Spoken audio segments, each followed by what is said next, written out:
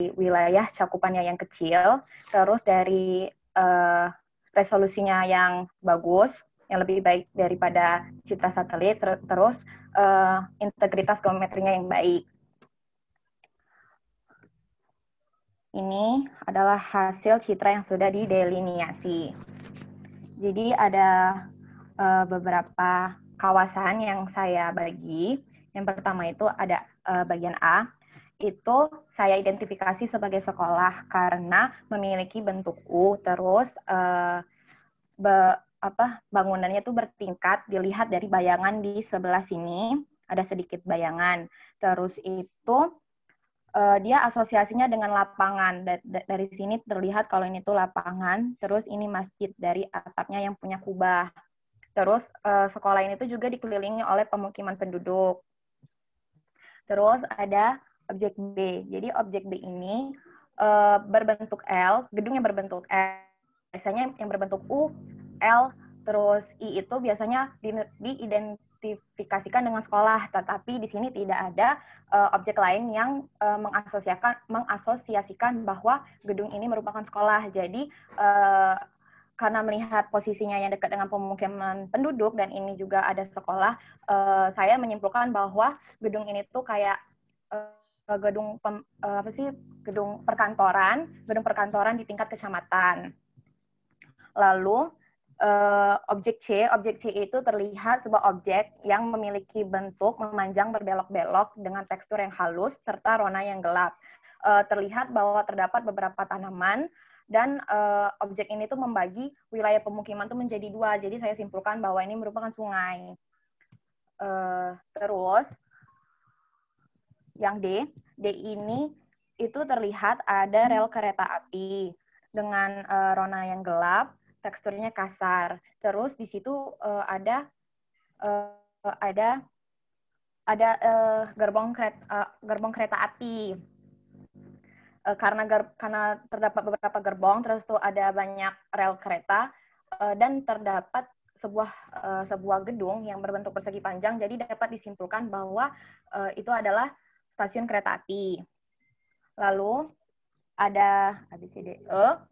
Ini merupakan sebuah pemukiman, tapi dia tuh beda dari pemukiman yang ada di luarnya. Jadi kita tuh bisa lihat di sini rumah-rumahnya tuh lebih tersusun rapi, terus dia lebih teratur, ukurannya juga lebih besar, terus dia tuh kayak dia tuh memisahkan diri dari pemukiman-pemukiman di luarnya. Jadi kita tuh bisa menyimpulkan bahwa di situ tuh ada kompleks atau pemisahan wilayah dari daerah-daerah sekitarnya.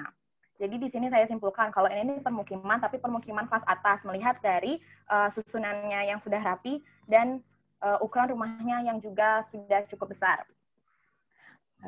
F. Nah, F ini juga permukiman, tetapi berbeda dari pemukiman yang di E ini, karena dia rumahnya terlihat dari citra itu lebih kecil, teksturnya juga lebih kasar, terus warnanya itu lebih cerah.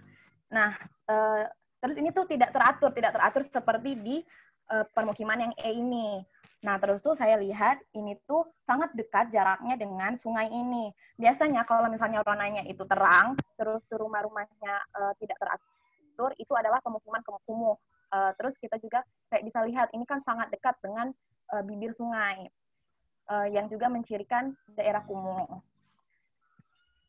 Terus tuh G ini agak kecil, tapi kalau misalnya di zoom itu kita bisa lihat dia permukaannya halus, bentuknya itu kayak oval memanjang, terus nggak ada objek apa-apa di tengahnya, tetapi kayak ada satu gedung kecil kayak loket pembayaran kayak gitu.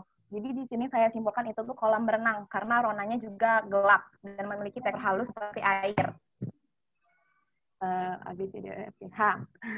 Terus H ini jalan, di sini tuh terlihat jalan memang agak kecil, tetapi kita bisa lihat karena dia tuh memanjang, terus kayak rumah-rumah yang di sini itu mengikuti jalan ini. Jalannya tuh terus ini juga teksturnya halus dan warnanya gelap. Lalu di sini juga ada pemukiman, tetapi pemukimannya itu tidak seteratur yang di E, tapi juga tidak seberantakan yang di F. Jadi saya simpulkan kalau misalnya itu tuh permukiman kelas menengah. Dilihat juga dari ronanya yang gelap dan jarak rumah yang tidak sama. Begitu. Sepertinya habis. Lalu langsung ke kesimpulan. Di kesimpulan saya berkesimpulan kalau misalnya itu tuh daerah permukiman yang sedikit jauh dari daerah kota, tetapi dekat dengan sungai. Nah, menurut pandangan Alia, itu tuh seharusnya tidak dibangun rumah, karena rumah-rumah yang dibangun di dekat sungai itu dapat menyebabkan bencana banjir, terutama tadi ada kayak daerah slum area kan, orang-orang tuh juga cenderung untuk membuang limbah mereka ke sungai. Jadi limbah mereka tuh juga bakal menambah faktor untuk terjadinya bencana banjir itu. Terus kalau misalnya mereka membangun rumah di dekat sungai, itu tuh akan mengubah pola permukiman. Nah, terus tatanan pola masyarakat tuh menjadi tidak teratur, bisa dilihat di sini. Nah, tapi bisa dilihat dari interpretasi Citra itu, kalau pemerintah tuh sudah melakukan beberapa upaya untuk menyelesaikan permasalahan ini. Karena kalau misalnya di Zoom, nggak bisa di Zoom. Kalau di Zoom itu sudah terlihat kalau di daerah sini, di daerah selatan sungai ini, sudah adanya pelebaran bantaran sungai. Jadi rumah-rumah tuh tidak langsung menyentuh sungainya. Sangat berbeda dari daerah yang sini. Ini kan masih kayak rumah-rumah tuh langsung menyentuh bibir sungai. Jadi inilah yang nanti rawan terkena banjir, terutama daerah ini yang rumah-rumahnya tidak teratur. Seperti itu. Tetapi kesimpulan Alia, memang seharusnya rumah-rumah itu tidak dibangun di dekat sungai, apapun alasannya. Karena banyaklah efek negatifnya nanti. Terutama di saat musim penghujan. Terutama kan di Indonesia itu tuh kayak sistem drainasenya tuh belum baik. Sudah, itu saja dari saya. Terima kasih atas perhatiannya. Wabillahi taufiq wal hidayah. Wassalamualaikum warahmatullahi wabarakatuh. Waalaikumsalam warahmatullahi wabarakatuh.